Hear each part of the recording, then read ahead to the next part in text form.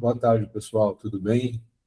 Só me confere para mim, Daiane. Meu microfone está tudo certo? Me ouvem bem? Tá sim, tudo certo. Tá bom, ótimo.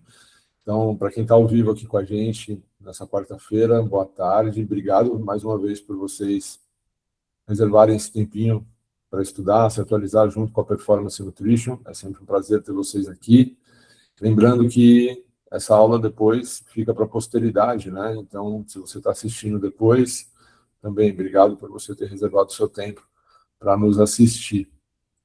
Bom, a Daiane já fez as honras aí de apresentar. Para quem não me conhece, eu sou nutricionista de formação, eu atuo desde sempre na área de nutrição esportiva. Estou deixando aqui embaixo para vocês o meu contato, caso alguém queira, depois da aula, conversar comigo, tirar uma dúvida, pedir algum material, fica super à vontade. E também, se vocês quiserem fotografar os slides da aula, postarem, marcar a gente sempre gosta, é muito importante ter o feedback de vocês depois do webinar, tá bom? Nosso tema de hoje é glutamina e intestino, né? Então, nós vamos fazer essa relação desse aminoácido com o tecido intestinal e vamos tentar responder essas perguntas aqui que estão aqui embaixo. Quando usar, como usar e para quem, tá? E vamos usar da literatura científica atual, né? Das grandes publicações que nós temos em seres humanos, principalmente, para trazer uma luz para responder essas perguntas. Mas antes da gente entrar de fato na aula, eu queria propor aqui uma dinâmica com vocês que estão aí do outro lado. Fiquem tranquilos que ninguém vai precisar ligar a câmera, ninguém vai precisar abrir o microfone, nada disso. Mas eu vou precisar que vocês peguem o celular de vocês, tá? E vou colocar aqui um QR Code para vocês escanearem, para a gente interagir sem precisar aparecer, tá bom?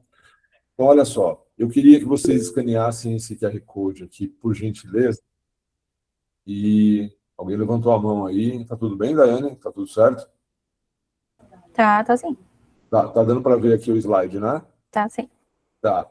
E aí, quando vocês escanearem esse QR Code, eu queria que vocês respondessem sim ou não. Objetivamente, para mim, eu queria saber aqui se você que está assistindo essa aula hoje, se você prescreve ou não prescreve glutamina na tua prática clínica. Apenas sim ou não. Manda para mim aqui uma resposta.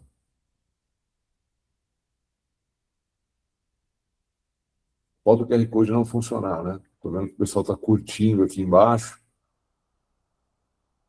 Está aparecendo para vocês, pessoal, para responder a pergunta ou não? Vou até testar no meu aqui.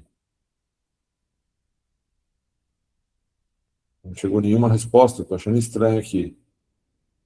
Escrevam no chat aí se vocês estão conseguindo responder. Ó, vocês escaneiam o QR Code. Falaram que para responder não está aparecendo, apenas a reação mesmo. Apenas a reação. Ih, então falhou. Então vamos deixar essa dinâmica para depois aqui. Tá? Eu estou vendo que o pessoal está curtindo aqui, que está colocando carinhas, mas não está aparecendo para responder. Tá? Deve ser algum erro de configuração aqui. Depois eu vou mexer aqui. Eu queria conhecer um pouquinho do perfil de vocês. Mas escrevam no chat, então. E nesse início aí, a Daiane, porque eu não estou enxergando o chat, ela pode me ajudando. Escrevam no chat, sim ou não. Vocês prescrevem glutamina na prática clínica de vocês? Apenas ponham sim ou não.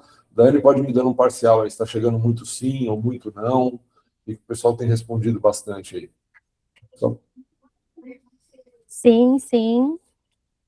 legal. Mais sim do que não? Sim, por enquanto nenhum não.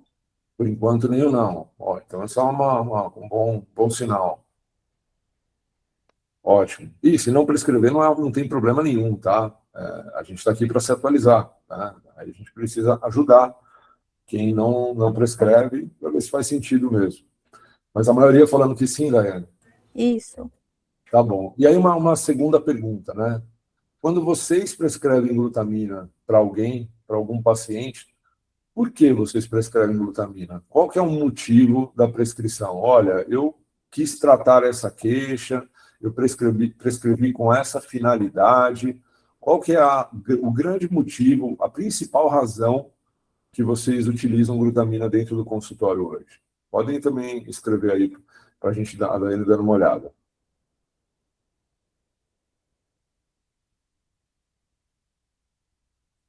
O que está chegando aí, Daiane, de... Prescrevo bastante para modulação intestinal. Que mais? Por enquanto, somente esse. Vamos comentando, então, em cima disso, enquanto o pessoal escreve. Modulação intestinal é uma coisa muito ampla, né? O que é modular o intestino? Pode ser um monte de coisa. Pode ser você melhorar a microbiota, pode ser você melhorar a hipersensibilidade, pode ser você tratar hiperpermeabilidade. Mas o que é modulação, saúde, intestino? Intestino é um órgão muito grande, muito complexo, que sofre vários processos, tem vários pontos regulatórios, né? Onde que a glutamina entra nessa história, né? Porque quando a gente fala de glutamina, normalmente a gente associa a glutamina com o intestino mesmo. Mas o quê, né? E aí vem as perguntas que estão na tela. Quando, como e para quem? Né? Porque não é qualquer pessoa que chega na nossa frente no consultório que fala, olha, meu intestino não funciona bem. Então vamos tomar glutamina. Isso é uma modulação intestinal, fazer o intestino funcionar melhor. Um quadro de constipação que é tratado é uma modulação intestinal. Uma diarreia que é tratada é uma modulação intestinal. Uma diverticulite é uma modulação intestinal. Então, existem vários tipos de modulação intestinal, né? De tratar a saúde intestinal. Mas para qual que vocês prescrevem? Ou isso gerou uma dúvida agora na cabeça de vocês? Vamos tentar responder isso ao longo da aula, mas para a gente responder essas perguntas, a gente vai ter que voltar a fita um pouco e entender uma base sobre glutamina, o que é glutamina, quais são os papéis, para ver aonde ela entraria dentro do intestino mesmo, e vamos estudar um pouquinho de intestino e as principais funções, né, e pontos regulatórios que controlam essa saúde intestinal, tá? Então, primeiro, vamos entender um pouco da importância que a glutamina tem dentro da nossa fisiologia, tá? Eu trouxe aqui 3 bons pontos, bons argumentos que falam a respeito disso. Isso que vocês estão vendo aqui do lado esquerdo é a estrutura bioquímica do aminoácido, tá? Da glutamina. Então, olha só, a glutamina é o aminoácido mais abundante no corpo humano. Isso já leva a gente a pensar em alguma coisa, né? Não falta glutamina para mim. Está sobrando glutamina. Glutamina representa mais de 50% do total de aminoácidos que estão, nesse momento, passeando no seu sangue, chegando nos tecidos, sendo entregue para eles, de acordo com a demanda, de acordo com a necessidade. Se é o aminoácido livre mais abundante, significa que eu produzo esse aminoácido. Então, não falta isso para mim. Por que eu precisaria suplementar um aminoácido que eu já produzo? Por que suplementar um aminoácido que representa mais de 50% dos aminoácidos que, nesse momento, estão livres no meu sangue? Se não falta, por que tomar? Segundo argumento é, bom, aí falando de papel fisiológico, né, a glutamina ela é considerada, se não a principal, uma das principais fontes de energia para alguns sistemas. Um deles é o que a gente está falando na aula de hoje, que é o sistema intestinal. O outro é as células do sistema imune inato. O que é o sistema imune inato? É a nossa primeira linha de defesa. É a nossa primeira reação. É aquilo que não deixa a nossa imunidade suprimir, que numa primeira invasão, numa primeira infecção, já defende a gente. Às vezes esse sistema ele cria até memória, né? E a gente contrai vírus, bactérias ao longo da vida e fica assintomático, muito por causa dessas células que são linfócitos, macrófagos, neutrófilos, basófilos, né? Dessas células do sistema imuninato, os eosinófilos são as células que têm uma relação maior com a nossa saúde intestinal. Então, quando você pega lá o leucograma de um paciente e você vê a contagem de eosinófilos, indiretamente você está olhando para a saúde intestinal desse paciente. Né?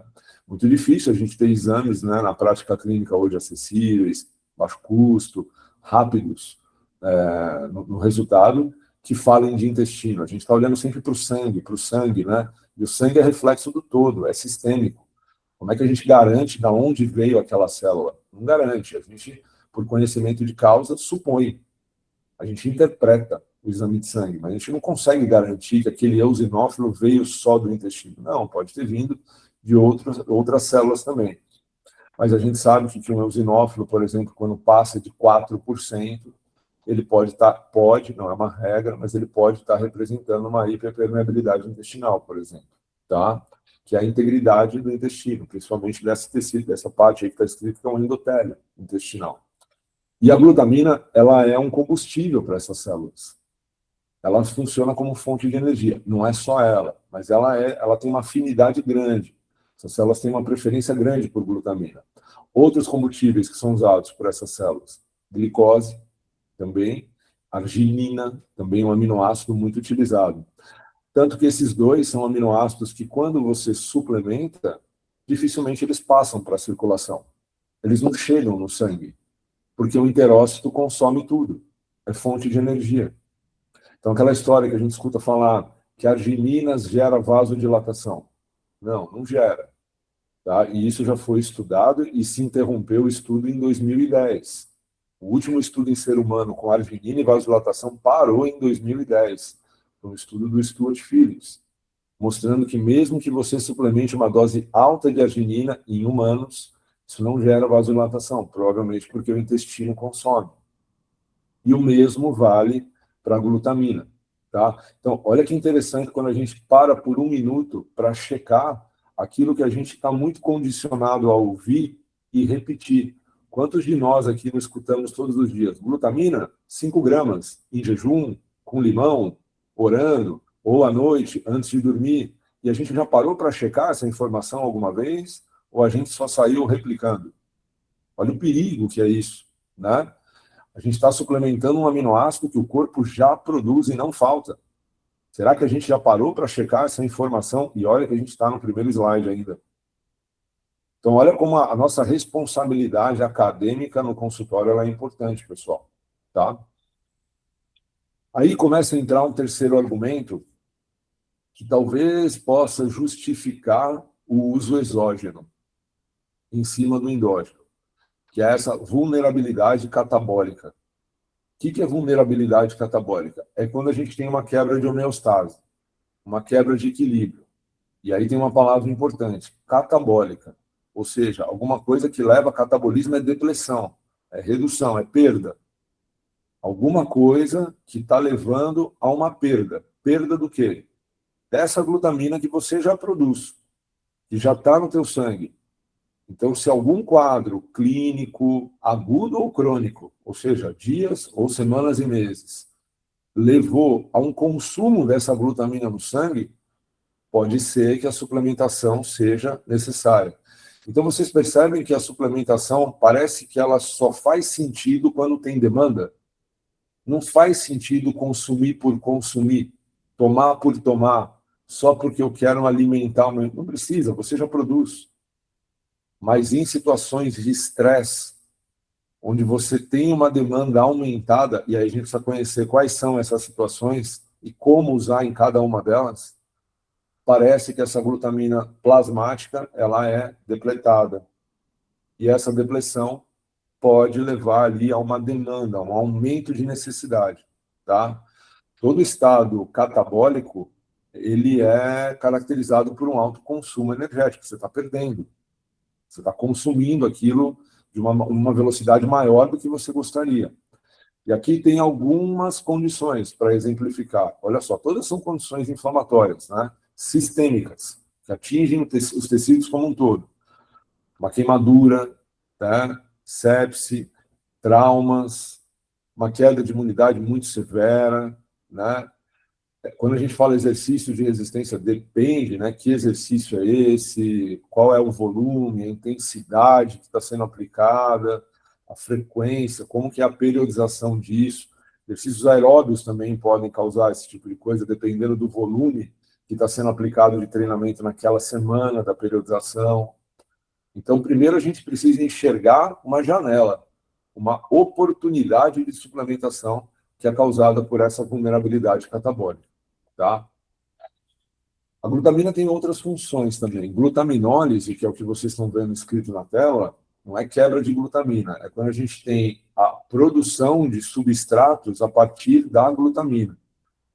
Então, olha só, eu consigo, através da glutamina, produzir glutamato.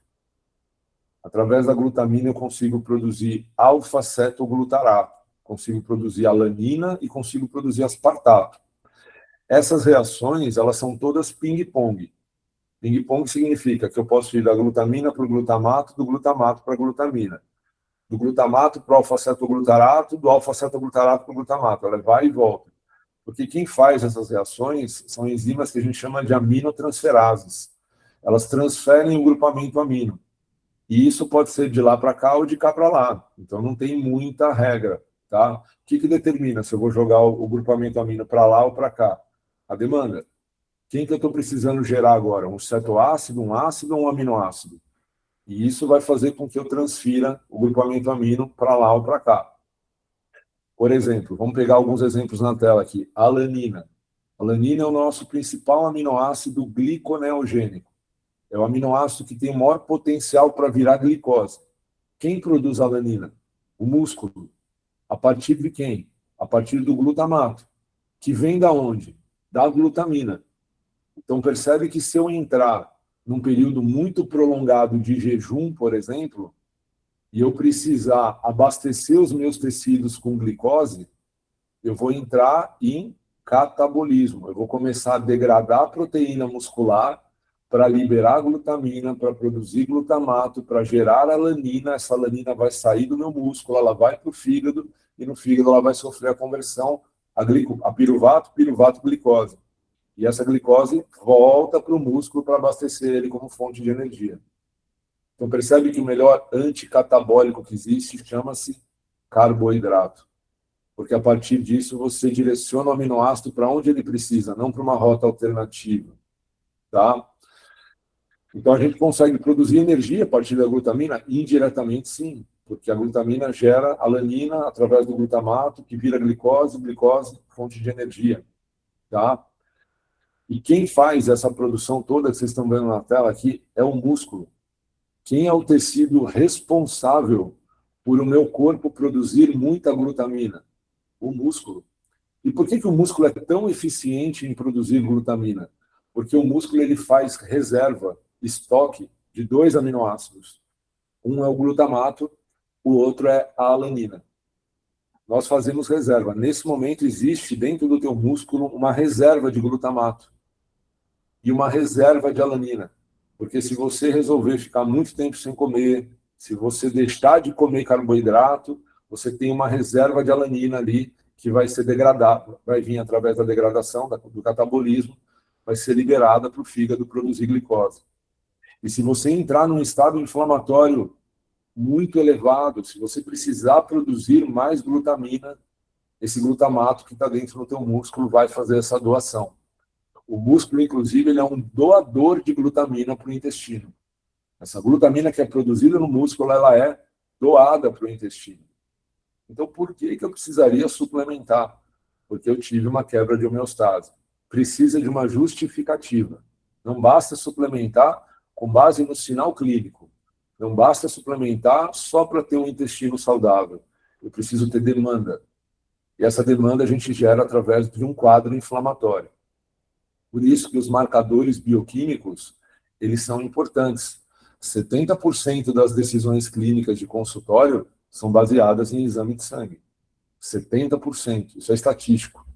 Então a gente tem que ter uma boa leitura para ver se há demanda para a utilização. Tá?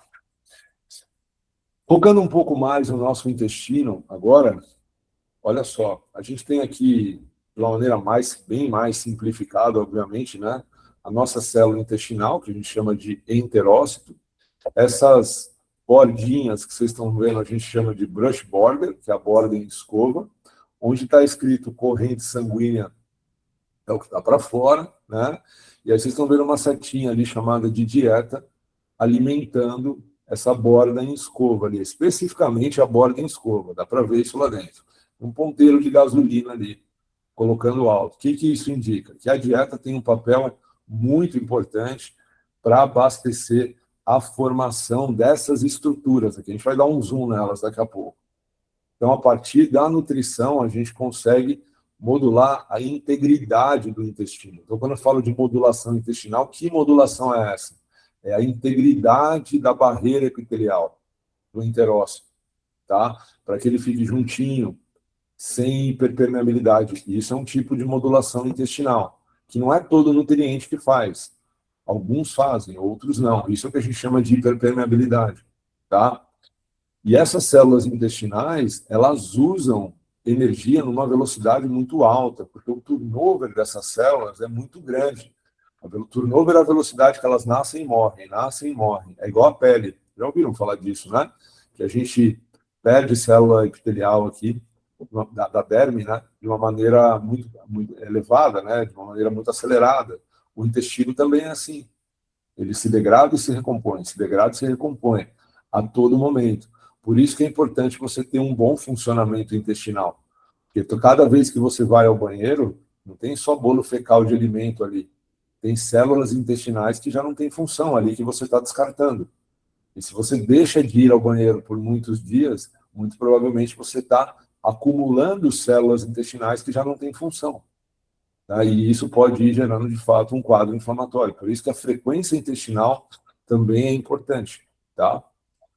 A gente falou dessas 3 células, dessas 3 populações, né? Só deixando mais claro aqui que esses são as populações de célula imunológica que consomem glutamina, o linfócito, o macrófago e o neutrófilo, tá? Eles são alimentados com glutamina, e tem uma estatística aqui em cima bem importante, olha só, que a utilização de glutamina por essas células é 4 vezes maior do que a glicose. Podemos trocar essa palavra de utilização por afinidade, né? A afinidade dessas células por glutamina, ela é muito grande. Lembrando que isso não é motivo para tomar glutamina.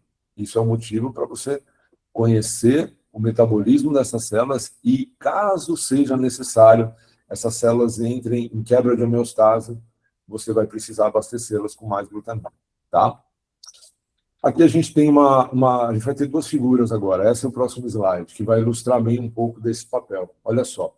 Vocês estão vendo do lado esquerdo de vocês, é um intestino saudável. Então, vocês percebem. Essa palavra tight junctions não tem tradução, tá? É difícil de traduzir. Esses pontinhos azuis que vocês estão vendo são essas tight junctions. São proteínas que mantêm os enterócitos grudados, tá? Eles mantêm eles presos.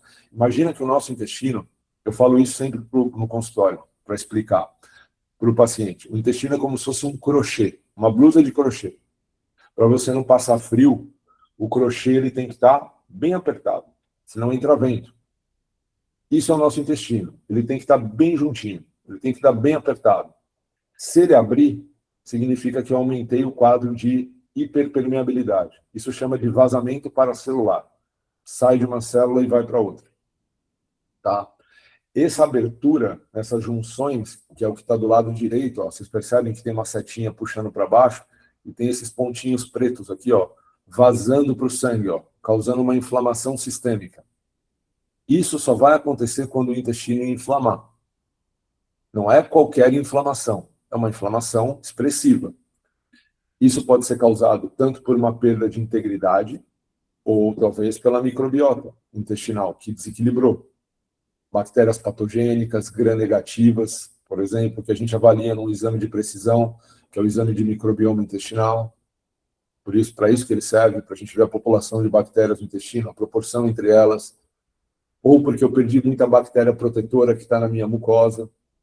E aí, continuando a analogia, imagina que o nosso intestino é um crochê, e em cima desse crochê tem uma camada que protege o intestino, que é uma gelatina, que é um muco. Então, quando você pergunta para o teu paciente, assim, você vai ao banheiro todo dia? Sim. Quantas vezes? Uma vez. Legal. Suas fezes têm formato? Tem. O que é? Bolinha? É uma banana marrom? Não, uma banana marrom. Bristol 4. Putz, então, beleza. Eu tenho uma boa formação de fezes. Tem muco nas tuas fezes? Tem muco. Pô, se tem muco, então significa que essa gelatina que está em cima do crochê está saindo.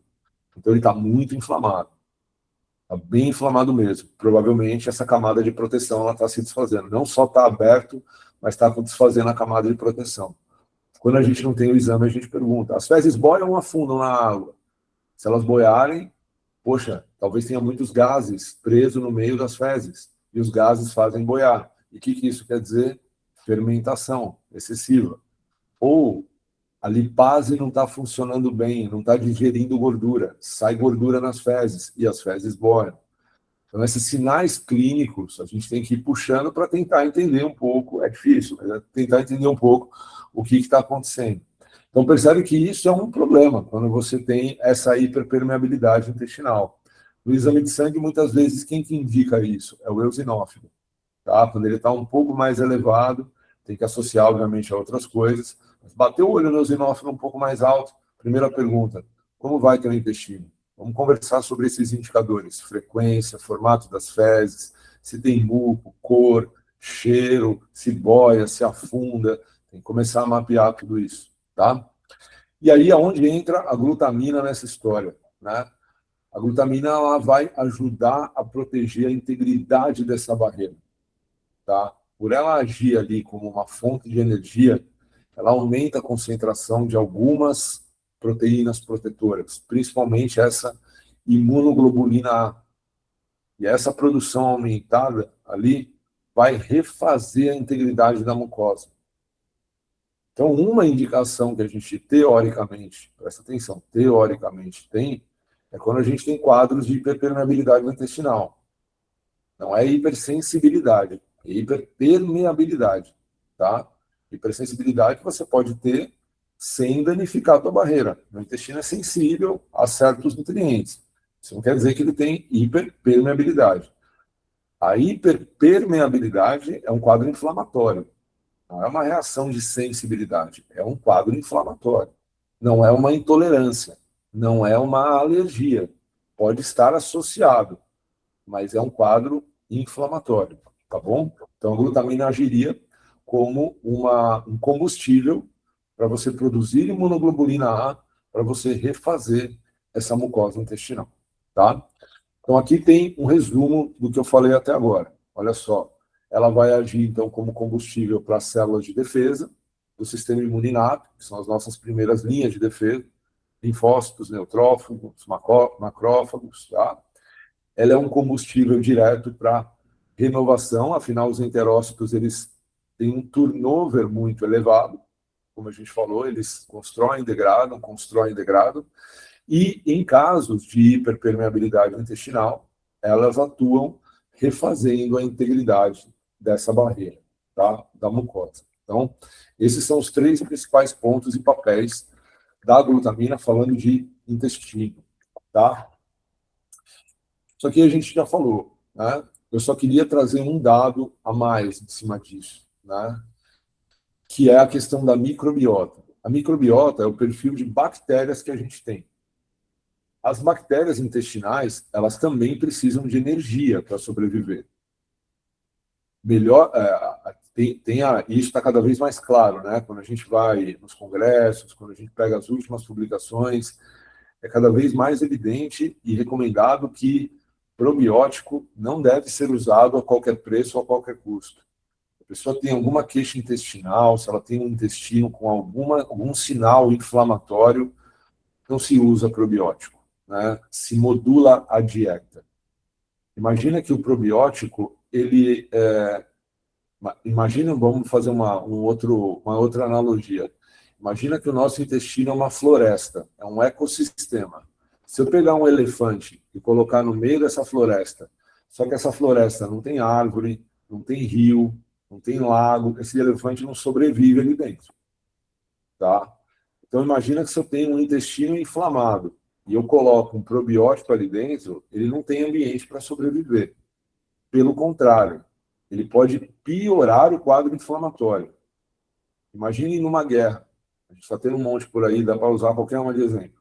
Tem dois exércitos. Um exército está vencendo a guerra, eles têm uma população maior. O outro é pequenininho. Esse exército pequenininho fala, vamos invadir. O que vai acontecer? Eles vão entrar lá, eles vão morrer. E o exército que ganhou vai falar assim, eles estão querendo invadir a gente. Vamos nos reforçar. A gente precisa de mais soldado. Vamos aumentar o contingente de soldados aqui dentro. Então, cada vez que você tenta, no intestino inflamado, tratar isso com com um elefante dentro da floresta que não está pronta, essa floresta ela se aumenta para se defender. Como que eu ganho a guerra desse exército que tá dominando? Tira a comida do soldado. Mata ele de fome. para de alimentar a bactéria ruim. Começa a dar o combustível que a bactéria boa, que já está lá, mas está sofrendo, que ela precisa. E começa a induzir, através da dieta, uma mudança de plasticidade. É a partir disso que a gente começa, então, a ter uma mudança de microbiota. E a glutamina faz parte disso também, tá? Porque bactérias intestinais também usam aminoácido como fonte de energia. Elas usam muito prebiótico, que são fibras, mas elas usam também aminoácidos. Existem aminoácidos, inclusive, que podem ser inflamatórios, como, por exemplo, o triptofano. Se você suplementar triptofano para uma pessoa com desbiose, você pode piorar o quadro inflamatório, porque ele é combustível para algumas bactérias intestinais gram-negativas. Então, é necessário que tenha-se cuidado quando a gente vai falar de microbiota, que é bactéria. O certo mesmo, pessoal, é a gente pedir um exame de microbiota, ver quais são as bactérias que estão lá dentro e tratar esse intestino com base no exame. Só que esse é um exame particular, ele ainda não é tão barato, ele já está mais acessível, não precisa fazer toda hora, é um investimento que você faz. E tratar a microbiota sem enxergar o que está acontecendo lá é um tiro no escuro, concorda? Se colocar um probiótico lá dentro sem saber o que está acontecendo lá dentro, não sabe o que está fazendo. Então, o certo primeiro é, deixa eu ver como está, para ver quem que está sendo alimentado, e eu saber que nutriente que eu tenho que colocar. E se futuramente eu for colocar um probiótico, qual o probiótico que eu tenho que colocar para o teu microbioma? Que não é igual ao meu, que não é igual ao do vizinho, que não é igual ao da minha mãe. É diferente. Não dá para dar o mesmo probiótico. Aquele raciocínio de, eu vou suplementar esse, porque esse tem todos. Então, sabe, na falta de informação, dá qualquer coisa. Não pode, não pode. Aí a gente abre margem para qualquer um falar de nutrição, porque aí fica muito fácil. Então, a gente tem que ser mais cuidadoso, tá? Vamos para os estudos, então, que a gente tem com glutamina em ser humano. Mas antes, vamos ver assim o que a gente tem também em modelo animal, né? Agora, pensemos juntos. O intestino do roedor, do ratinho, é igual ao intestino do ser humano? Acho que não, né? Ratinho só come ração, teoricamente, é o rato de laboratório, estou falando, não é? É o rato que é criado ali no biotério da universidade, e ele é alimentado com a ração que você conhece, a água que você conhece, ele tem a microbiota dele, que não é igual a minha, ele está comendo sempre a mesma coisa. Então a microbiota dele é muito reguladinha, né? Quando você muda a dieta do ratinho, você muda a microbiota dele. Não dá para pegar isso tudo em roedor e trazer para o humano com conduta clínica, né? Dá para você investigar processo, mecanismo, sinalização, porque não dá para controlar isso no humano, mas não dá para estabelecer recomendação de conduta com base em estudo em roedor. Então, olha só, a gente tem aqui algumas aplicações da glutamina já bem estudadas em seres humanos, tá? Esses 4 exemplos que eu estou dando aqui são com seres humanos. Então, olha só, pessoas com sobrepeso e obesidade. Essa é uma condição que tem uma alteração de microbiota, sim, sem dúvida, e a suplementação de glutamina modula, olha só, a razão Firmicutes-bacteroidete. Quando você pega um exame de precisão de microbiota, aparece lá, razão Firmicutes-bacteroidete. Se você vê que isso é uma coisa a ser mexida no exame, a glutamina é uma solução. LPS é lipopolissacarídeo, um marcador inflamatório. Reduz, a suplementação também trata isso. E aí o desfecho clínico, o que funciona na prática? Olha só, para um obeso, perda de gordura, melhora de sensibilidade à insulina. Pessoas que estão em quimioterapia, né, acaba tendo também uma proteção contra mucosite, nesse caso desse estudo, né, essa quimioterapia para esse tipo de câncer, e reparo do dano intestinal. Pessoas com constipação, olha só, mexe em outra proporção, aumenta a bacteroidete, eu tenho dificuldade de falar o nome dessas coisas, viu? E a actinobactéria. E isso promove uma regulação no trânsito intestinal. Putz, legal. Então, provavelmente, essa constipação ela era causada, em parte, por uma desproporção de algumas bactérias, e não só por falta de fibra e água. Talvez faltava ali mexer no microbioma, e a glutamina ajudou, né? E aí, aqueles quadros inflamatórios que eu citei para vocês no começo lá, também, tá? Por modular imunoglobulinas, ela consegue melhorar a integridade estrutural do intestino. Então, percebe que tem indicação, mas você precisa enxergar ela, tem demanda. Tá? E o paciente não vai saber te falar isso e você não vai adivinhar, isso é um tiro no escuro. Então, se é para usar, a gente começa sempre pela base. Vamos comer melhor, vamos inserir mais fibra, mais água, vamos fracionar, vamos diversificar a alimentação. Putz, não está funcionando. Ou funciona, mas não resolve. Poxa, já tentamos de tudo. Vamos abrir aqui um exame, né, de precisão e vamos ver. E aí, muitas vezes, você vai enxergar a oportunidade de colocar a glutamina ali dentro, tá? E tem um monte de estudo em modelo animal que é sucesso. Sucesso, assim. Você pegar os estudos com roedor, a glutamina sempre vai funcionar. Parece que é bem tendencioso. Mas é claro, o microbioma do roedor não é igual ao do humano. Talvez seja mais favorável. Tá? Então, cuidado com o que vocês escutam quando a gente ouve falar por aí, olha, 5 gramas de glutamina. Já parou para pensar, da onde veio esses 5 gramas que eu estou aqui, ó, repetindo para as pessoas? Eu estou mandando elas fazerem um negócio que eu não sei nem de onde veio. Por quanto tempo tem que fazer isso? É uma semana, 2? Tem que ser de manhã, em jejum? Ou pode ser outro horário, qualquer outro horário do dia? Alguém já checou essa informação ou a gente está condicionado a repetir o que os outros falam? E se a gente está condicionado a repetir o que os outros falam, a gente não pode achar ruim quando alguém pratica nutrição sem evidência, porque é o que a gente está fazendo. Então, quando alguém começar a falar de nutrição na rede social e não é nutricionista, a gente só pode criticar essa pessoa se a gente faz o contrário. Se a gente pratica uma nutrição checada, baseada em evidência. Tá? Ter CRN não te dá aval para praticar uma nutrição ruim. Estudar e tirar o CRN não é um álibi para você praticar nutrição do jeito que você quiser. Ter CRN significa que você passou por um processo que te habilita a ser nutricionista, mas isso não faz de você um bom nutricionista. Tá? Então, por isso que é importante checar a informação. Criem esse hábito.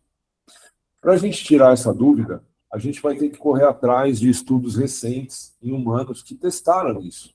Quando, como, para quem, em que dosagem. E existe uma meta-análise publicada no ano de 2024 que identificou lacuna na literatura. O que esse autor, essa base que está no meio aqui, ó, a necessidade de síntese, a primeira revisão sistemática e meta-análise, é a primeira, ou seja, não tinha nenhuma até 2024, e é a única que tem em humanos, explicando se glutamina pode ou não melhorar a saúde intestinal, em que condição, quais são os desfechos clínicos, o que é essa modulação intestinal. Esse autor, em 2024, quando ele parou para checar, o que ele viu? Que tinha evidências conflitantes. Tinham estudos promissores, ele cita até alguns aqui que a gente vai ver, e tinham estudos que falavam o contrário. Ele falava, poxa, então peraí, é bom ou não é? Funciona ou não funciona? E aí ele parou para fazer um bom trabalho a respeito disso, que é esse aqui, ó. Tá? É uma revisão sistemática e meta-análise. O que é isso? Sistemática é aquela revisão que passa por um crivo. Peraí, tem 200 trabalhos, mas como é que isso aqui foi feito? E aí ele começa a olhar a metodologia. Ele fala, ó, esse aqui não é legal, esse não é legal, esse não é legal.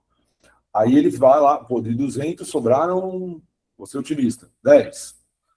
Putz, agora eu vou pegar esses 10, eu vou dar um tratamento estatístico para esses 10, para ver se existe efeito da suplementação da glutamina na permeabilidade intestinal em adultos. Então foi exatamente isso que ele fez. Olha só. E ainda tomando um cuidado. Ele separou os estudos com esses 4 critérios. Primeiro, ele quis ver quem é a população que estava sendo estudada. E ele pegou, ó, adultos diagnosticados com condições gastrointestinais, incluindo doença de Crohn, colite ulcerativa, HIV, sepse, queimadura e pacientes em quadro cirúrgico. Percebe que são condições inflamatórias que têm demanda. Muito provavelmente, nesses casos, aquela glutamina abundante que a gente já tem, ela está baixando por conta do quadro inflamatório. Então, faz sentido suplementar. A intervenção foi a suplementação de glutamina oral, porque tem estudos que usam parenteral, e usando diferentes dosagens e tempos. 1 semana, 2, 3, 4, 5, 10, 20, 30 gramas. para ver se existia diferença. Ele foi checar essas informações, né? Comparando o grupo placebo, obviamente, rigoroso, né? Que não recebia glutamina, para ver se colocar a glutamina realmente fazia diferença, né? E aí, qual que era a pergunta? Se isso melhorava a permeabilidade intestinal pós-intervenção.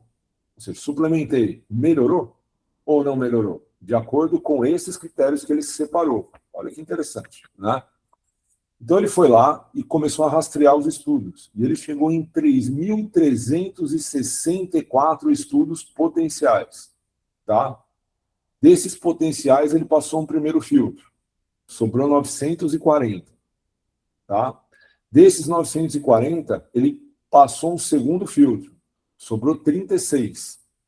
E aí, nesses 36, o que ele fez? Ele leu o estudo na íntegra, para ver se encaixava mesmo, e excluiu o estudo em rato, em criança, que não tinha grupo controle, que a intervenção era mal feita, que não tinha a descrição do que estava sendo feito, e sobraram de 3.364, 10 estudos. 10 bons estudos para a gente estudar glutamina em humano, para ver se isso realmente é aplicável e se sim, em que condições. Será que essas pessoas que contaram para a gente que 5 gramas de glutamina todo dia de manhã, com limão, com oração, ou dando bom dia para o sol, elas fizeram isso? Será que esses estudos estão aí dentro?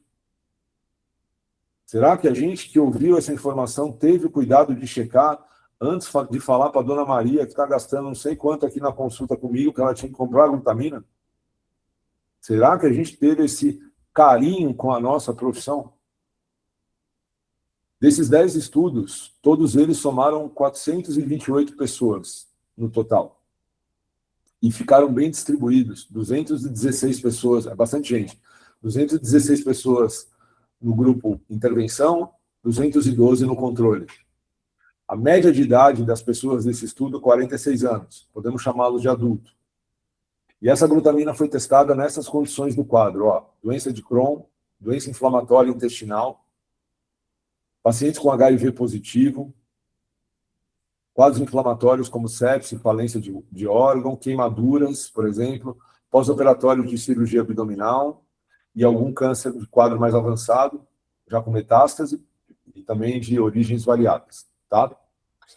Aí, o que ele fez? Ele juntou todos os estudos e nos separou quem são as doenças, as dosagens, o tempo. Ele fez a pergunta, se eu der glutamina para a galera, funciona? Melhora? E a resposta foi não. Não. Se você não olhar com cautela e cuidado, se você sair dando para qualquer um, não funciona.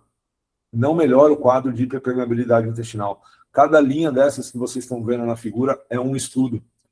E o que está no centro do gráfico, a linha central, essa linha cinza grande, se está para a direita é porque a glutamina realmente deu um efeito clínico interessante. Se está para a esquerda é porque ela não deu. E esse balãozão, esse losango embaixo, é o resultado de todos os estudos somados. E aí onde ele fica? No zero. Mostrando que, não, glutamina não é um suplemento que se deve usar para qualquer pessoa. E também não é qualquer dose, e não é qualquer tempo que funciona. Quando você separar esses critérios, aí o efeito vai começar a aparecer. Mas se você tratar todo mundo igual, não. Ela não vai auxiliar você, mesmo que você tenha um quadro necessário. Você precisa saber utilizar pelo tempo certo e pela dosagem certa. Tá? E aí o primeiro fator que ele isolou foi a dose de glutamina. Qual foi a conclusão? Vamos ler juntos. Primeira linha. O benefício é estritamente, ou seja, obrigatoriamente dose dependente. Ou seja, para essas condições avaliadas, inflamatórias, intestinais ou não, menos de 30 gramas de glutamina por dia não tem nenhum efeito clínico na barreira intestinal. A suplementação em baixa dose não atinge o limiar, o aumento que a célula precisa para compensar o estresse inflamatório. Doses a partir de 30 gramas por dia, você tem uma redução estatisticamente significativa, ou seja, é clinicamente relevante para a permeabilidade intestinal. Então, aquelas 5 gramas, mesmo com limão, com oração, com bom dia para o sol, pode dançar uma lambada junto com a glutamina. A literatura não suporta. São doses a partir de 30 gramas. Segunda pergunta é, por quanto tempo? Porque é uma dose alta. Será que eu vou ter que usar isso por muito tempo? E o fator tempo faz diferença. Só que aí é o contrário. Não pode ser por muito tempo. É por pouco tempo. Faz sentido, não? Doses altas não se sustenta por muito tempo. Tem que ser uma dose por menos tempo. E o que a literatura falou? Que a suplementação tem que ser, no máximo, até 4 semanas. Tá? Olha a conclusão da meta-análise. Os dados, com foco ótimo em protocolos menores que 2 semanas, menos que 2 semanas, revelam o impacto máximo da glutamina. Ou seja, 2 semanas já pode ser o tempo máximo. Talvez não precise mais do que isso. A correção da permeabilidade ocorre rapidamente durante o pico do estresse inflamatório inicial. Por quê? Porque é o momento que eu estou mais depletando glutamina do meu sangue. Conforme essa inflamação começa a ceder, não faz sentido você manter a glutamina. E a suplementação longa não tem nenhuma significância estatística. O uso prolongado não oferece benefício. Dose alta, tempo curto. Tá? Então, essa é o resumo. Olha aqui, ó. Altas doses em curto prazo, ou seja, a partir de 30 gramas por dia, por 2 semanas é o ponto de eficácia máxima, quando a gente está naquele quadro inflamatório. Altas doses em longo prazo, baixas doses em curto prazo. Baixas doses em longo prazo, nenhum efeito observado ou nenhuma significância clínica. Tá? Então, a mensagem da glutamina é que o protocolo de suplementação exige saturação, igual se fazia com a creatina no passado, e não se faz, porque não faz sentido fazer saturação com creatina. Isso já foi estudado também. Mas a glutamina para o intestino parece que sim. Você precisa de uma dose alta por um tempo curto, tá? Todo estudo, toda meta-análise, toda revisão, todo trabalho vai ter alguns vieses metodológicos, vai ter alguns pontos de correção. A gente vai falar em 10 estudos, é pouco, se você parar para pensar. Mas olha que para um assunto tão falado, é um suplemento até pouco estudado. A gente tem 10 estudos bons em seres humanos. Só que 10 estudos não dá para você criar uma conclusão para uma população muito grande. Você vai enviesar o olhar. Você vai falar que é para aquelas pessoas que têm aquele quadro intestinal. Você vai direcionar para um nicho. Então, falta ainda bastante informação para a gente entender um pouco mais da glutamina nessa parte clínica de saúde intestinal. O que a gente tem até o momento é que a gente precisa carregar o intestino por um curto espaço de tempo dentro da janela inflamatória que aquela pessoa está vivendo. E essa janela inflamatória, aí a gente tem os exames de sangue para nos ajudar a identificar. E aí sim vale a pena a gente usar por 2 semanas, 3, 4 no máximo, só que doses elevadas. Precisa ser os 30 gramas de uma vez? Não, né? Você pode fracionar esses 30 gramas ao longo de um dia só, tá? Então, as conclusões que a gente precisa ter é essa. A gente precisa ter um protocolo de suplementação muito bem orientado, de acordo com o alvo que a gente quer atingir, tá? Não é para usar para todo mundo, não tem base de evidência para isso. 5 gramas não funciona para tratar doença intestinal, inflamação intestinal, doença intestinal. 10 gramas não funciona para isso, 15 não funciona, 20 não funciona, 25 não funciona. Tem que ser de 30 gramas para cima. É diluir a suplementação ao longo do dia por 2 semanas. Se precisar estender um pouco mais, tudo bem, mas não mais do que 4 semanas. E isso é o que se chama do protocolo de choque, que é a regra 30-14. O que é 30-14? 30 gramas por 14 dias. Tá? E esse quadro de permeabilidade, que o pessoal chama de leaky gut, né, intestino preguiçoso ali, é bem tratado com isso mesmo. Tá? É a regra do 30-14. Futuramente a gente vai conhecer outros protocolos, claro, a gente vai conhecer outras formas de usar em outras condições. A gente já teve aulas aqui, inclusive na performance de glutamina, por exemplo, para rendimento esportivo. Modulação de glicogênio muscular é outra história, né? É outro protocolo, é outro tempo, o músculo é um outro tecido. Mas quando a gente fala de intestino, hoje o que a gente tem de informação é isso. Então, concluindo a nossa aula de hoje, o que a gente sabe? Que a glutamina está amplamente comprovada, sim, na manutenção da integridade da mucosa, mas que a gente só consegue tratar isso em caso de quebra de homeostase com altas doses, num curto espaço de tempo. Se possível, sempre cruze exame de sangue com exame de precisão. Ofereça isso para o teu paciente. Olha, existe um exame de microbiota, a gente pode testar. De repente, a partir daqui, a gente vê que, sim, vamos colocar a glutamina, faz sentido, é assim que coloca. Mas também a gente precisa adequar isso, pensando no microbioma. Não é só a integridade estrutural que está comprometida, a microbiota também. Se você não consegue isso, peça um exame cropológico. O cropológico vai mostrar o que sai nas fezes, se está saindo muco, se está saindo gordura, se está saindo celulose, se está passando ali amido. Se passa amido é porque não digere carboidrato bem. Você vai ter uma ideia melhor. Mas não dá para tratar intestino nos dias de hoje no escuro. A gente precisa ter a clínica do paciente, mas a gente precisa ter alguns indicadores também bioquímicos e fisiológicos que são relevantes, tá? Eu vou deixar aqui de novo para vocês, o meu contato, o meu e-mail. Ninguém nunca me manda e-mail, não sei por que eu deixo o e-mail aqui, mas eu deixo, tá?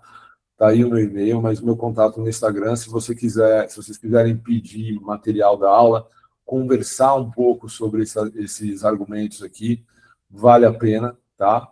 Sigam a Performance Nutrition no Instagram também, porque lá a gente está divulgando todos os eventos que a gente vai fazer ao longo do ano, tem bastante, também presenciais e online. E o canal da Performance no YouTube para que vocês possam acompanhar os conteúdos que a gente for publicando lá, tá bom?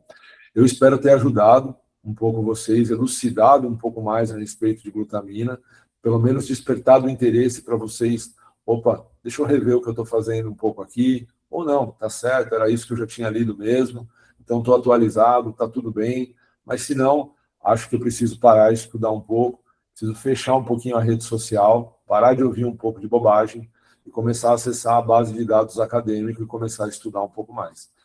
Contem comigo para o que vocês precisarem. Obrigado, pessoal. Doutor, temos uma pergunta aqui do Gilson. Professor, a glutamina serve de base nitrogenada para a formação de aminoácidos, exemplo, alanina, a partir de esqueletos de carbono gerados com cetose? Sim, a glutamina, essa é a glutaminólise, que a gente colocou, acho que no terceiro slide. A partir da glutamina, em casos, tudo é sobre demanda, tá, Gilson, né? Tudo é sobre demanda, Gilson. Você não vai produzir glutamina, a alanina, sem precisar, né? Você deu um exemplo bom, cetose. É isso aí. A partir da cetose, você vai gerar alanina a partir da glutamina. Mas, Gilson, aonde que isso acontece? No músculo. Não é a glutamina que você toma que vai virar glicose no teu intestino e vai para o sangue na forma de glicose e vai exercer um efeito anticatabólico. Não, não. Essa conversão de glutamina a alanina, ela se dá no músculo, porque você precisa da disponibilidade da enzima. Você precisa transformar a glutamina em glutamato, glutamato em alanina. A alanina tem que virar piruvato. Essa conversão de alanina a piruvato, o músculo não faz.